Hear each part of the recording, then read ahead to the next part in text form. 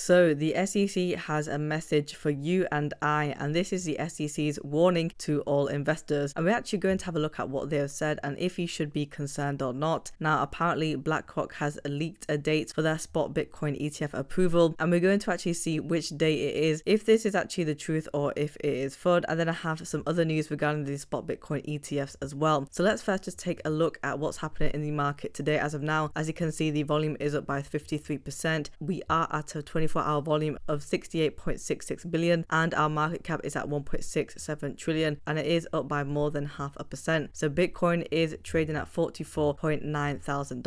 It is just under that $45,000 mark. Now, with the Bitcoin spot ETF approvals, there have been predictions with regards to the fact that Bitcoin could potentially reach $50,000 by Friday. Now, I'm not quite sure how realistic that is, but as we know, when Bitcoin does pump, it can rally by a couple of thousand of dollars just in a few days. So maybe it might be realistic to see a 50k Bitcoin very soon. It is up by 5.22% on the 7-day chart, so it's doing pretty well. And Ethereum is traded at $2,267, and it is down by 1.86% on the 7-day chart. So the first bit of news that we have is this SEC warning. Now, the SEC have come out with a post saying to investors to not FOMO about digital assets. And could this potentially be a subliminal message in regards to gearing up for the spot Bitcoin ETF approval? So as we know, with FOMO, some people in the cryptocurrency market unfortunately do FOMO in when it comes into digital assets, but others don't, and they know exactly what they're doing with their crypto trades. It says over here, say no go to FOMO, fear of missing out. Just because others might buy a particular investment doesn't mean it's the right opportunity for you. Learn more about finding out what's right for you and for your investing goals. I mean, at this rate, I'm not quite sure about that. Is this just a message telling retail investors to be careful or not? At the end of the day, I don't even know if people are going to be listening to the SEC after the amount of lawsuits and chaos that they have caused within the cryptocurrency market. And obviously they are not on our side. They don't want us to make money. As a matter of fact, I think that we should be doing the opposite of what the SEC are saying. Now, that being said, we do have to be cautious when it comes to cryptocurrency trades, but I would say that by now most people have already well positioned themselves with their investments back in November and December 2023 with regards to the spot Bitcoin ETFs, and most people aren't playing Wall Street bets over here like we see in the stock market, where people put all of their money in the stock market on one particular stock and they essentially YOLO. Whereas when it comes to cryptocurrency, there is a lot of diversification, and some people are essentially able to day trade with meme coins, pull out their profits and invest into other coins. And so I'm quite confident that quite a lot of people already know what they are doing. And you'll see over here that they have also spoken about the trends and influencers, saying that there's an increased interest online investing and the explosion of digital assets and meme stocks. Well, couldn't that be with anything, I suppose, with the trends and influencers? So with regards to gambling, which is more of a riskier bet to do compared with digital assets. And it says over here that meme stocks may be based on internet popularity and social views instead of a traditional stock value, such as a company's performance. Well, of course, that is essentially what a meme coin is. And when it comes down to trading meme coins, I think a lot of people know by now to either day trade it and not to hold it for the long term. And it's just a pump and dump. But you can make some valuable profits when it comes to meme coins, and you can easily make upwards of 50% or even more on your gains within one day. So anyway, they have put this message out, but I think we should talk about the risk that we can face when listening to the SEC. And the risk is that you don't invest in any altcoins or any digital assets because you're so scared and you will lose out on missed opportunities. And of course, it is great to be careful, but do not be naive. And so maybe one could argue that the SEC are putting this message out in faith, or probably because of the fact that they have to, right? Because they have to essentially quote unquote protect investors, or make it seem like as if they are protecting investors. But I'm not quite sure if people will actually be listening to the SEC. In my opinion, 2024 is one of the biggest years that we will be having, not only with the ETF approvals, but the Bitcoin having so many other catalysts like the Ripple lawsuit, but also it is the election year, and so we should be able to see a lot coming out for cryptocurrency. So let's take a look at this supposed Blackrock leaked date. Now, quite a few people have actually spoke about this, and in terms of the title, it seemed like as if we were getting more information than we originally thought, because as we know, January the 10th is when we should be seeing the approvals, right? But this article over here says Blackrock expects